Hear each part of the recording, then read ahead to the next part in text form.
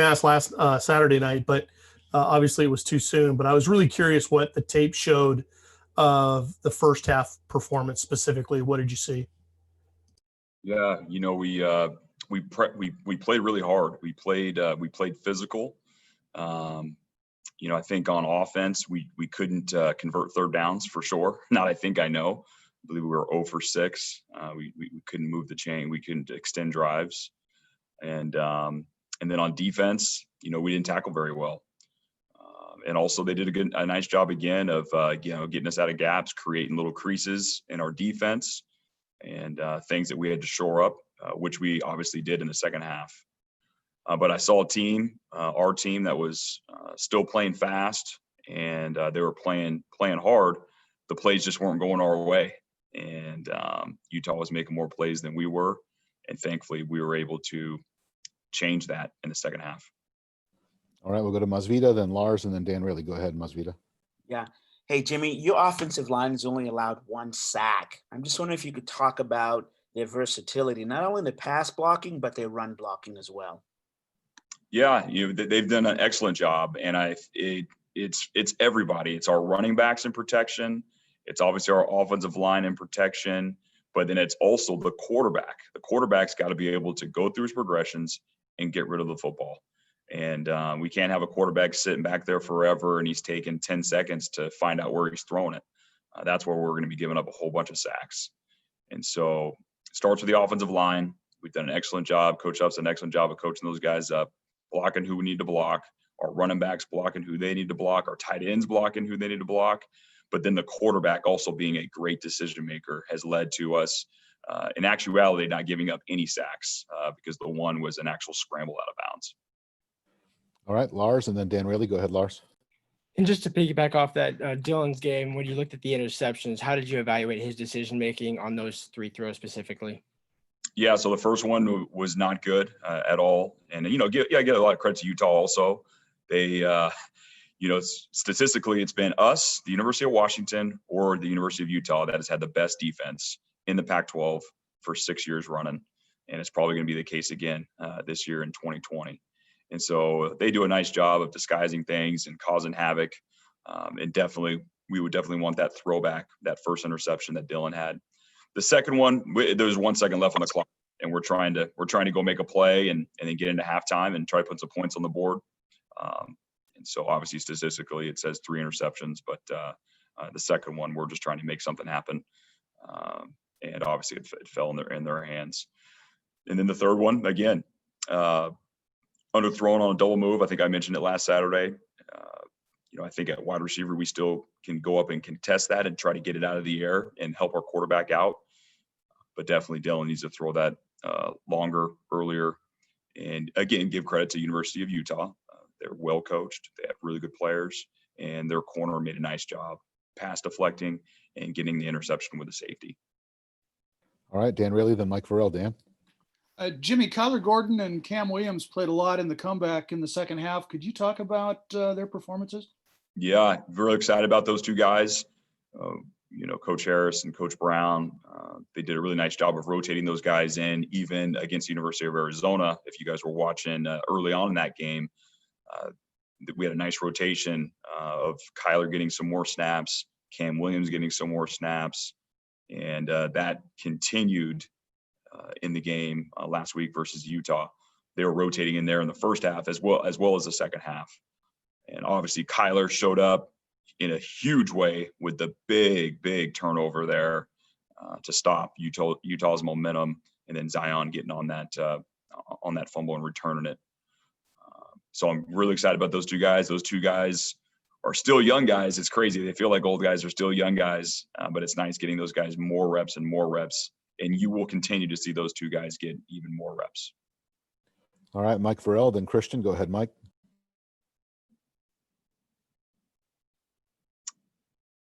Mike, go ahead.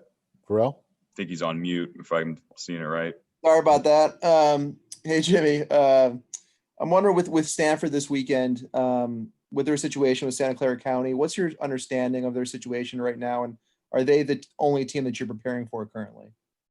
Yes. How about that? Is that the first time anybody's ever asked that question? Oh man, 2020, gotta love it. Yes, this is the only team that we're preparing for. Uh, Obviously, an unfortunate situation down there in their county, and there's the 49ers are dealing with it as well as San Jose, I believe. And so my understanding is they can't have any team activities, contact, sports happen in that county, and so they have to move elsewhere to get their practices in. And then, of course, the game's up here in Seattle, so the game site's not going to be an issue. It's going to be more about their game week prep. And from what I understand, they're researching facilities in the Northwest to be able to practice and prepare to play their game up here in Seattle on Saturday. All right, we'll go to Christian Caple and then Kim Grinolds. Go ahead, Christian. Hey, Jimmy, just wondering, Richard Newton was suited up for the game but didn't play. Is there any particular reason for that you could share? Yeah, I mean, it's things like that are going to happen. We pride ourselves on our guys performing in practice and making sure they're able to execute in practice, and we know that's going to transition over into games. And yeah, we're always evaluating and assessing, and we're going to put the guys in there that we feel give us the best chance to win the game. All right, Kim Grinolds and then Lauren Kirschman. Go ahead, Kim. Jimmy, been around you a lot, seen you a lot at practices and games, but I don't think I've ever seen you as wound up and excited as you were after the game. Can you maybe just describe that first step into the locker room and that atmosphere, how long it lasted? And then also Dylan Morris, a lot of adversity. He came back and that last drive was almost perfect. What does that do for a guy like Dylan? Yeah, so I mean, our whole team was obviously excited. That was a huge victory. And, we talked about our guys competing fearlessly, no matter what the circumstances are. And there were some tremendous circumstances in that game with us being down 21-0 against a formidable opponent in Utah, who year in and year out has one of the best defenses. And for us to go in there and score 24 unanswered points against a quality defense was a tremendous accomplishment for our team. And our defense helped out a ton by getting the ball back very, very quickly. We talked about that. Once our offense scores, we need to make sure we stop their offense, get the ball back to our offense so we can go down and score again. And just time after time, our defense made some plays, got some key turnovers to get the ball back in our hands of our offense so they can go down and put points on the board. So it was an electric atmosphere sadly without our fans, but our sideline and our staff and our trainers and our equipment personnel were all extremely excited about that victory. And then, yeah, Dylan Morris, that's where he is, man. He's steady at the helm, and he doesn't flinch. He doesn't blink. He's ready to go back through his process and deliver the ball where he needs to deliver it, get us into a good play, get us out of a bad play. And he's been able to do that in practice. And so it was no surprise to our team that he was able to do that under tremendous pressure, because we put that type of pressure on offense in practice. All right, Lauren, and then Chris Fetters. Go ahead, Lauren. Yeah, Jimmy, you talked about Kyler Gordon on defense, but what makes him so good for you guys on special teams, and how have you seen him really embrace that role? Yeah, he really embraced it last year. He was our special teams player of the year, voted on by the players. He shows up all over the field, whether he's holding up guys on our returning units or he's covering on our covering units, making big time plays, which you guys have already seen him do, especially 2 weeks ago against the University of Arizona. He had some really big time hits and tackles that really gave a huge energy boost to our team. He's just such a fantastic athlete. He's fast. He can move side to side. He's athletic. I've been quoted. I've said it. He's one of the more athletic defensive backs that we've had around here, and he's just electrifying. We're also going to find ways to get the ball in his hands, so we can also make some plays in the return game. That's always a thing that we've been searching for. He can do a lot for this team, and we just got to make sure he's always around the ball or with the ball in his hands, so he can make a big impact. All right, Chris Fetters and then Tim Booth. Chris, go ahead. Yeah, I have another film review question, specifically with the run game.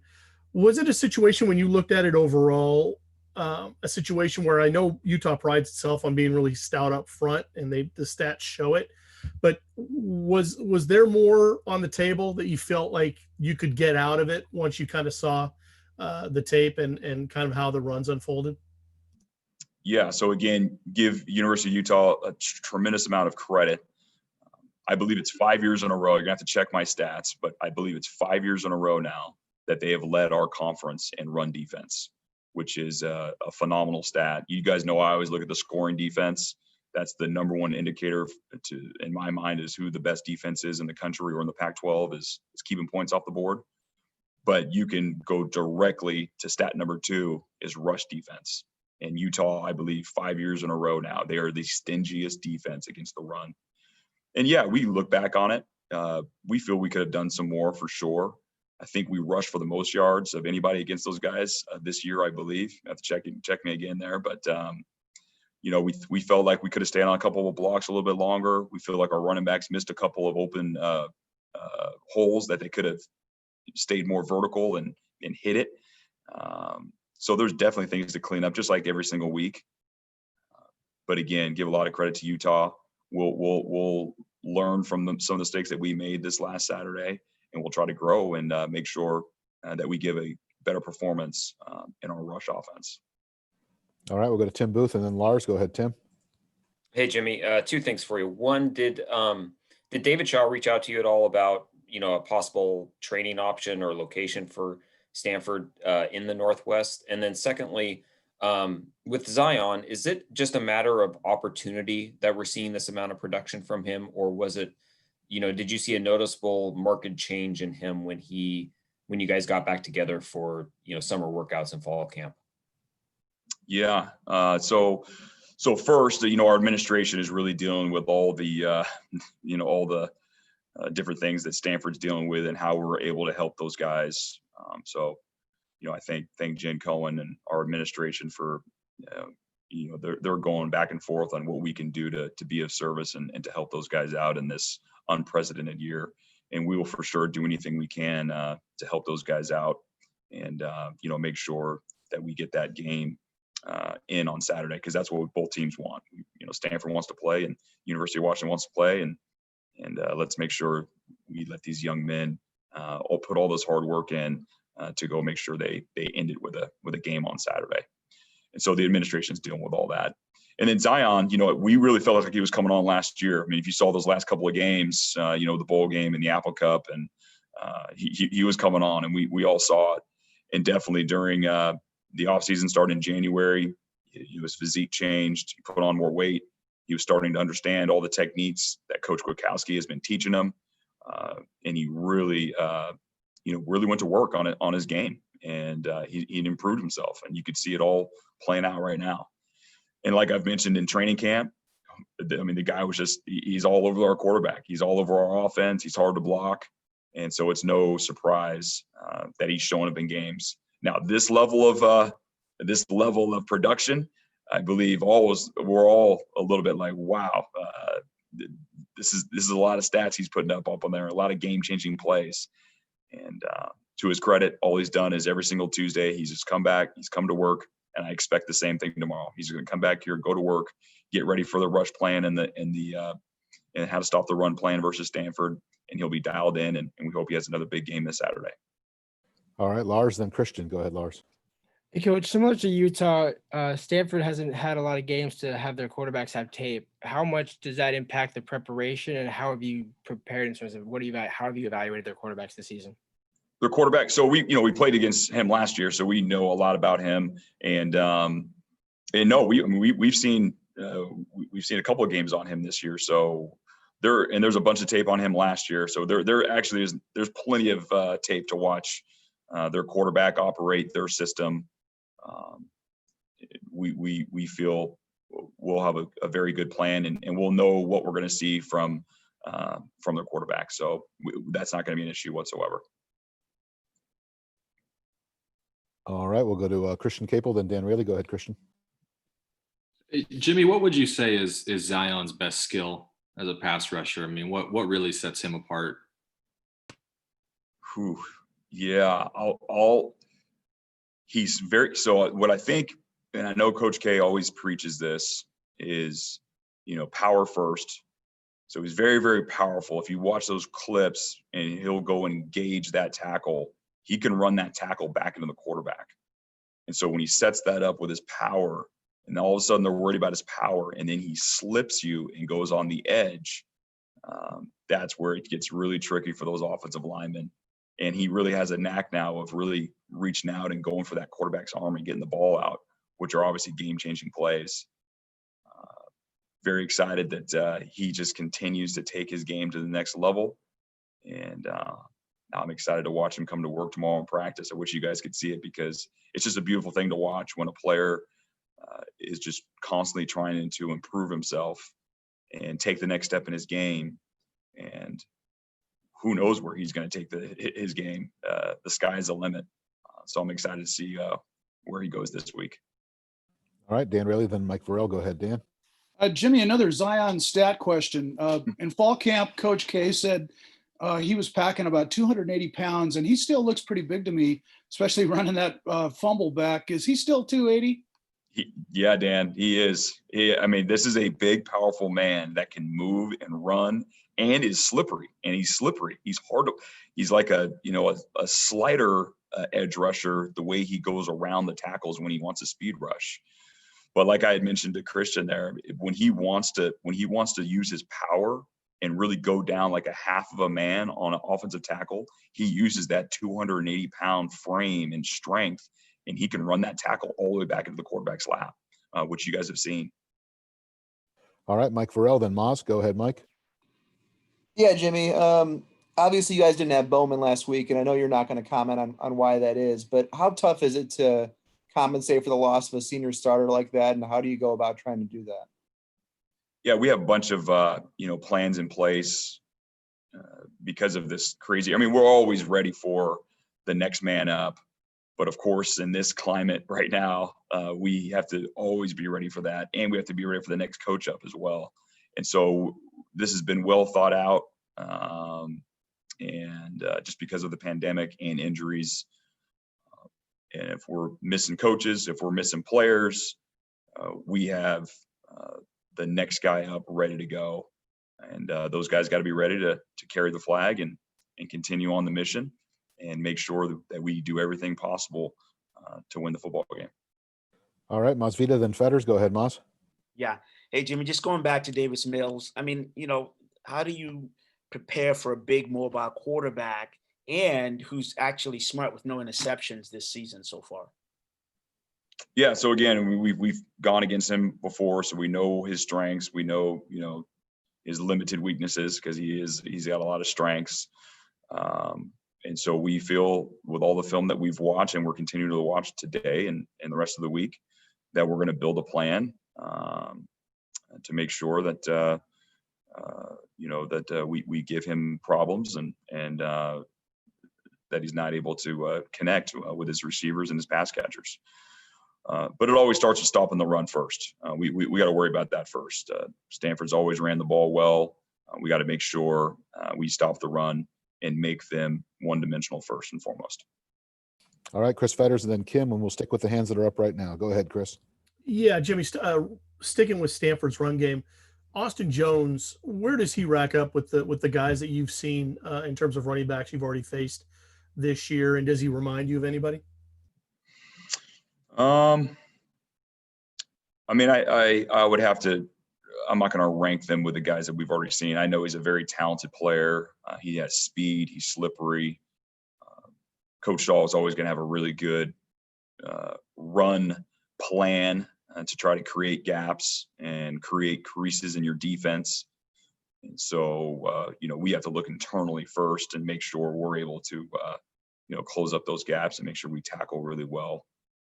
Because 2 out of our 3 games right now, as you guys know, we play better run defense than that, and we got to make sure we shore that up first and make sure that we keep him at bay. But he's a talented player. He can get out on the edge and he can go. He's a little bit slighter than some of the running backs that they've had in the past, but he also has a lot of juice. All right, we'll go with Kim and then Ruth. We have 4 more questions. Go ahead, Kim. Hey, Coach. Senior day is always a big deal, not only for your players, but their families as well, with eligibility on hold and families not allowed in. How's that going to work on Saturday? Yeah, great question, Kim. We have some different things in place. So I'm not going to throw it out there right now and ruin it, but there's going to be special stuff for, those seniors. And we're going to try to make it as special as we can. Obviously without those parents actually being here and their friends and their families and all Husky Nation to properly salute those guys and give them applause for everything that they've done for this program. But we do have a presentation ready for those guys, and you guys will have to just wait and see how that's going to turn out. All right, Ruth, and then Josh Kirshenbaum. Go ahead, Ruth. Yeah, Jimmy, Stanford has been struggling, but Washington lost to them last year, and then next week is Oregon. You hear a lot about how teams might look past a team that's not doing well, or a trap game, or however you want to call it. How do you go about getting into the mindset of your players to stop them from going down that road in terms of looking past a team because there's another big game coming up?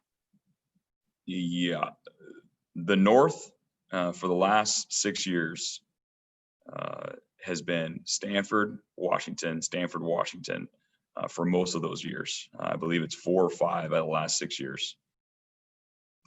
I'm sorry, Ruth, but this is Stanford we're talking about here. This is a powerhouse in the North Division. This is a huge game. This is a storied program that we have a lot of respect for, a big-time opponent. That thought is not going into one person in this whole building's head. That's actually the first I've ever even heard of that. This is a game that is a fist fight as well every single year because of their style of play and our style of play. It's Stanford and Washington that has run the North for years. All right, we'll go to Josh and then Larry Stone with the last question. Go ahead, Josh. Hey, Jimmy, going back to the film on the edge rush, just opposite Zion, what did you see out of Josiah Bronson going kind of back and forth between the interior and the edge, and just what you saw out of his preparation to maybe do both of those roles on Saturday? Yeah, so we've done that personnel group in years past. I mean, you guys have seen Benning do that. We've had a bunch of guys do that in the past when we go our 3-tackle look with one defensive end. So that's nothing new that we haven't done with our defense. And we'll, go back and forth whether, that game plan dictates that that's what we want to do. But Josiah, is a very smart player. He's played a lot of football for us, and he was able to, serve that role for us. And then we're also able to get some of those younger guys in there. I was really excited about those guys taking the next step in their game. May have not showed up so much on the stat sheet, but we saw their keys and reads getting better, their chase to the ball getting better, their pass rush moves getting better with Savell Smalls and Cooper McDonald. And we're expecting those guys to raise their game another level again this week. All right, last question of the day from Larry Stone. Go ahead, Larry. Yeah, hi, Jimmy. I guess I'll bring it home with another Zion question. You mentioned how he comes to work every day trying to raise his game to the next level. What is the next level for Zion? And also, do you expect teams now to start game planning more specifically to stop him now that his renown is kind of gaining traction? For sure. I mean, you would have to know. You'd have to think that they would have to know where ZTF is at all times because he's made so many game-changing plays in just 3 games. And starting with our opponent right now, Coach Shaw and Stanford, and they are for sure going to know where he is, and probably have to change some things up to make sure that he doesn't affect the game the way he's affected the game these first 3. But the next step in his game, there's always something we get better at, and that's what I preach to our guys. Our anchor, one of our anchors around here, is a constant state of growth and improvement. I'm trying to get better. All of our position coaches, our coordinators are trying to get better, and every single one of our players are trying to get better. There's always room for improvement, and there was a few pass rushes there where he probably could add even more sacks. And if he hones in his technique a little bit more, he'll have even more sacks there. So, could have had a 4th sack if he would have went a little bit lower on the quarterback. Maybe a questionable call there, but hey, if he finishes off on his pass rush and goes a little bit lower, now he has 4 sacks on the day. And so, Larry, there's always something to get better at, and that's what we preach to our team and our staff. And I'm expecting Zion to come into work tomorrow to try to get better. All right, that'll do it. Thanks, everybody. We'll see you again tomorrow. Thanks.